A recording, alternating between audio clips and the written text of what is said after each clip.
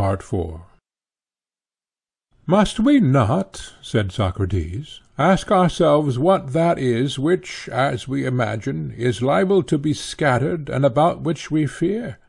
And what again is that about which we have no fear? And then we may proceed further to inquire whether that which suffers dispersion is or is not of the nature of soul. Our hopes and fears as to our own souls will turn upon the answers to these questions. Very true, he said. Now, the compound or composite may be supposed to be naturally capable, as of being compounded, so also of being dissolved. But that which is uncompounded, and that only, must be, if anything is, indissoluble. Yes, I should imagine so, said Cebes. And the uncompounded may be assumed to be the same and unchanging, whereas the compound is always changing and never the same. I agree, he said. Then now let us return to the previous discussion. Is that idea or essence, which in the dialectical process we define as essence or true existence, whether essence of equality, beauty, or anything else, are these essences, I say, liable at times to some degree of change?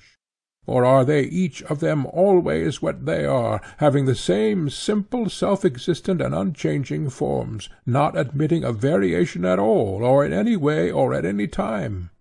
They must always be the same, Socrates, replied Cebes. And what would you say of the many beautiful, whether men, or horses, or garments, or any other things which are named by the same names, and may be called equal or beautiful? Are they all unchanging and the same always, or quite the reverse? May they not rather be described as almost always changing and hardly ever the same, either with themselves or with one another? The latter, replied Cebes. They are always in a state of change, and these you can touch, and see, and perceive with the senses, but the unchanging things you can only perceive with the mind.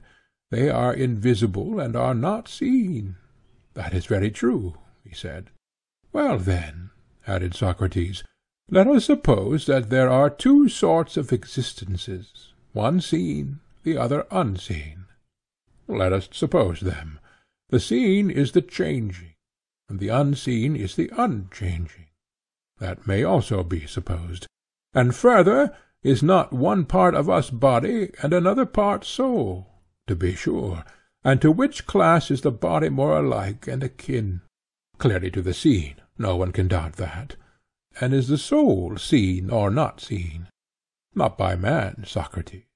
And what we mean by seen and not seen is that which is or is not visible to the eye of man? Yes, to the eye of man.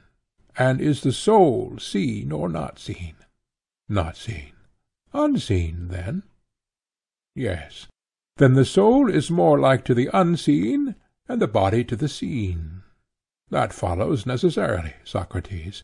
And were we saying not long ago that the soul, when using the body as an instrument of perception, that is to say, when using the sense of sight or hearing or some other sense, for the meaning of perceiving through the body is perceiving through the senses, were we not saying that the soul too is then dragged by the body into the region of the changeable, and wanders and is confused? The world spins round her, and she is like a drunkard when she touches change. Very true. And when returning into herself, she reflects, then she passes into the other world, the region of purity and eternity and immortality and unchangeableness, which are her kindred, and with them she ever lives, when she is by herself, and is not let or hindered. Then she ceases from her erring ways, and being in communion with the unchanging, is unchanging. And this state of the soul is called wisdom? That is well and truly said, Socrates, he replied. And to which class is the soul more nearly alike and akin, as far as may be inferred from this argument, as well as from the preceding one? I think, Socrates, that in the opinion of every one who follows the argument, the soul will be infinitely more like the unchangeable. Even the most stupid person will not deny that. And the body is more like the changing. Yes. Yet once more consider the matter in another light. When the soul and body are united, then nature orders the soul to rule and govern, and the body to obey and serve. Now which of these two functions is akin to the divine, and which to the mortal? Does not the divine appear to you to be that which naturally orders and rules, and the mortal to be that which is subject and servant? True. And which does the soul resemble?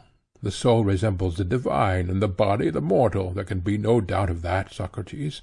Then reflect, Cebes. Of all which has been said, is not this the conclusion, that the soul is in the very likeness of the divine, and immortal, and intellectual, and uniform, and indissoluble, and unchangeable, and that the body is in the very likeness of the human, and mortal, and unintellectual, and multiform, and dissoluble, and changeable? Can this, my dear Cebes, be denied? It cannot. But if it be true, then is not the body liable to speedy dissolution, and is not the soul almost or altogether indissoluble? Certainly. And do you further observe that after a man is dead, the body, or visible part of him, which is lying in the visible world, and is called a corpse, and would naturally be dissolved and decomposed and dissipated, is not dissolved or decomposed at once, but may remain for some time, nay, even for a long time, if the constitution be sound at the time of death, and the season of the year favourable. For the body, when shrunk and embalmed, as the manner is in Egypt, may remain almost entire through infinite ages, and even in decay there are still some portions, such as the bones and ligaments, which are practically indestructible. Do you agree? Yes.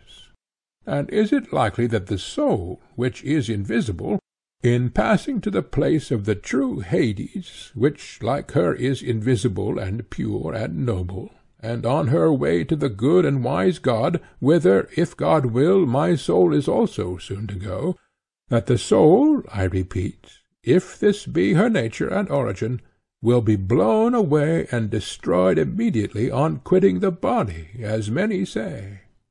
That can never be, my dear Simmias and Cebes. The truth rather is, that the soul which is pure at departing, and draws after her no bodily taint, having never voluntarily during life had connection with the body, which she is ever avoiding, herself gathered unto herself, and making such abstraction her perpetual study, which means that she has been a true disciple of philosophy, and therefore has in fact been always engaged in the practice of dying. For is not philosophy the practice of death? Certainly. That soul, I say, herself invisible, departs to the invisible world, to the divine and immortal and rational. Thither arriving, she is secure of bliss, and is released from the error and folly of men, their fears and wild passions, and all other human ills, and for ever dwells, as they say of the initiated, in company with the gods. Is this not true, Cebes? Yes, said Cebes, beyond a doubt. But the soul which has been polluted, and is impure at the time of her departure, and is the companion and servant of the body always, and is in love with and fascinated by the body and by the desires and pleasures of the body, until she is led to believe that the truth only exists in bodily form, which a man may touch and see and taste, and use for the purposes of his lusts.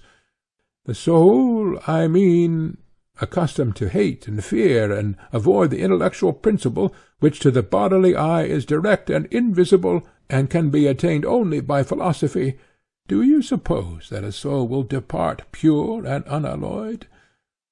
Impossible, he replied. She is held fast by the corporeal, which the continual association and constant care of the body have wrought into her nature. Very true. And this corporeal element, my friend, is heavy and weighty and earthy, and is that element of sight by which a soul is depressed, and dragged down again into the visible world, because she is afraid of the invisible and of the world below, prowling about tombs and sepulchres, near which, as they tell us, are seen certain ghostly apparitions of souls which have not departed pure, but are cloyed with sight, and therefore visible. That is very likely, Socrates.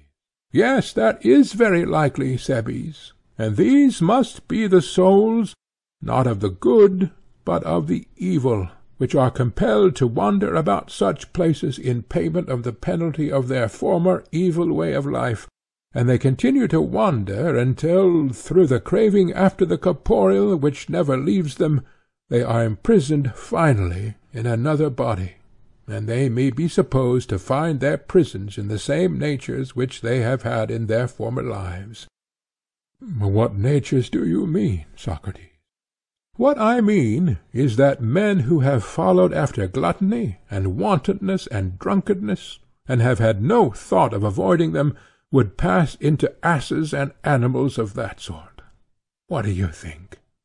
I think such an opinion to be exceedingly probable, and those who have chosen the portion of injustice and tyranny and violence will pass into wolves or into hawks and kites. Whither else can we suppose them to go?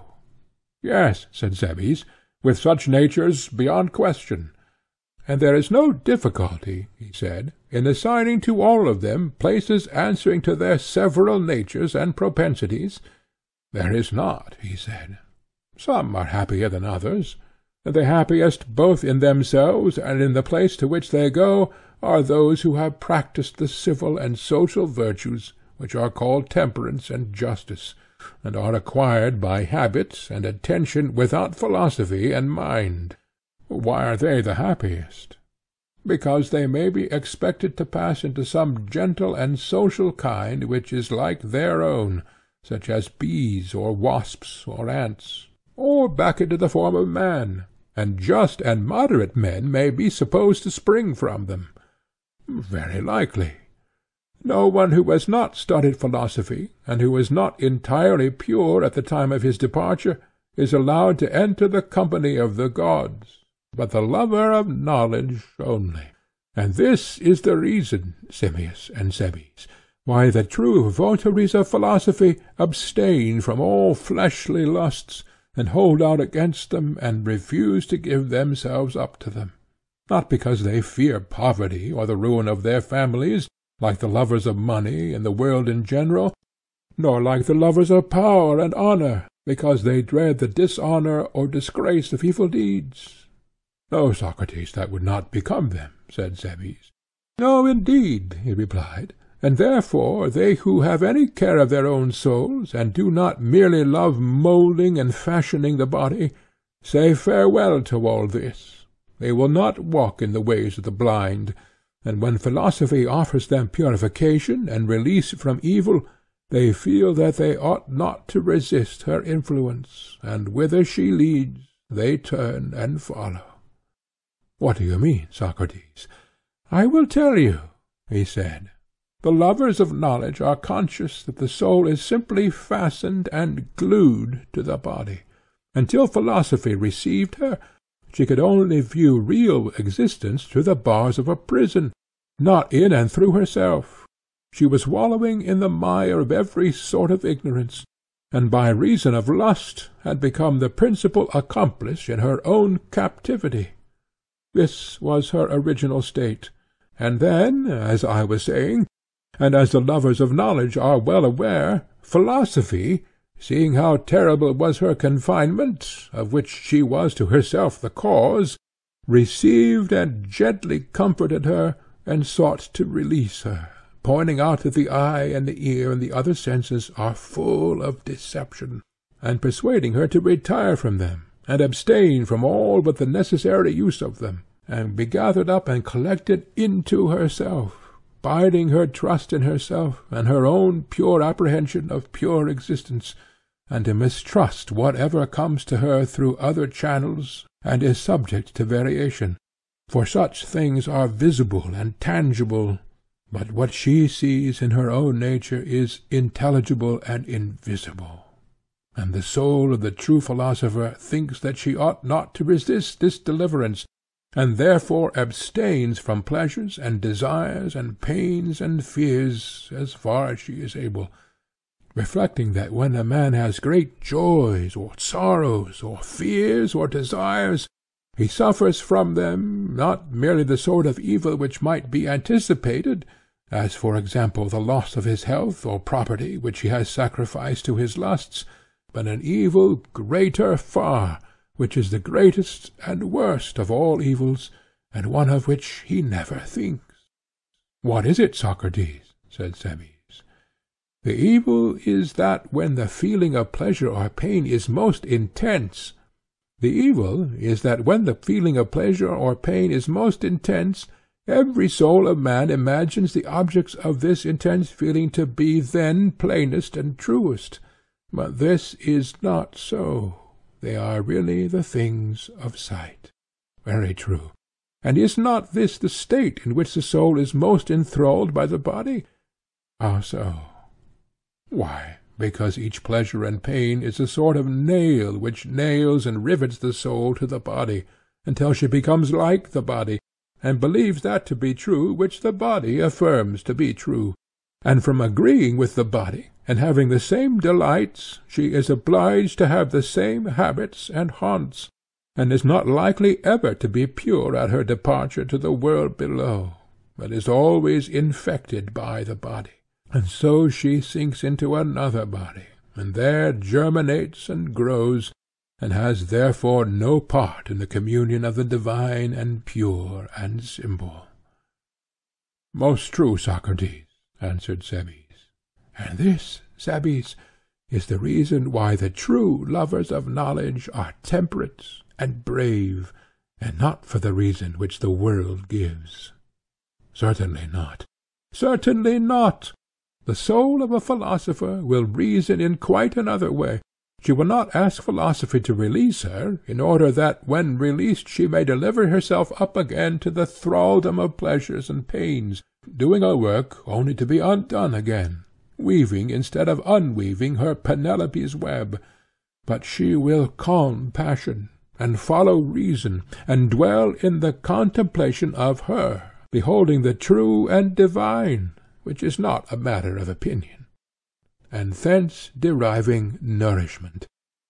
Thus she seeks to live while she lives, and after death she hopes to go to her own kindred and to that which is like her, and to be freed from human ills.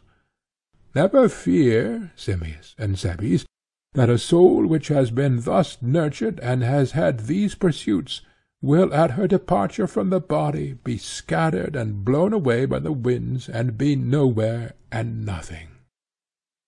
When Socrates had done speaking, for a considerable time there was silence. He himself appeared to be meditating, as most of us were, on what had been said. Only Cebes and Simmias spoke a few words to one another, and Socrates, observing them, asked what they thought of the argument, and whether there was anything wanting. For, said he, there are many points still open to suspicion and attack, if any one were disposed to sift the matter thoroughly. Should you be considering some other matter, I say no more. But if you are still in doubt, do not hesitate to say exactly what you think, and let us have anything better which you can suggest. And if you think that I can be of any use, allow me to help you. Simmias said, I must confess, Socrates, that doubts did arise in our minds, and each of us was urging and inciting the other to put the question which we wanted to have answered, and which neither of us liked to ask, fearing that our importunity might be troublesome under present at such a time. Socrates replied with a smile, Oh, Simmias, what are you saying? I am not very likely to persuade other men that I do not regard my present situation as a misfortune, if I cannot even persuade you that I am no worse off now than at any other time in my life. Will you not allow that I have as much of the spirit or prophecy in me as the swans? For they, when they perceive that they must die, having sung all their life long, do then sing more lustily than ever, rejoicing in the thought that they are about to go away to the God whose ministers they are. But men, because they are sometimes afraid of death, slanderously affirm of the swans that they sing a lament at the last, not considering that no bird sings when cold, or hungry, or in pain, not even the nightingale, nor the swallow, nor yet the hoopoe, which are said indeed to tune a lay of sorrow, though I do not believe this to be true of them any more than of the swans. But because they are sacred to Apollo, they have the gift of prophecy, and anticipate the good things of another world, wherefore they sing and rejoice in that day more than they ever did before. And I too, believing myself to be the consecrated servant of the same god, and the fellow servant of the swans, and thinking that I have received from my master gifts of prophecy which are not inferior to theirs, would not go out of life less merrily than the swans. Never mind then, if this be your only objection, but speak and ask anything which you like, while the 11 magistrates of Athens allow. Very good, Socrates, said Simmias. Then I will tell you my difficulty, and Cebes will tell you his.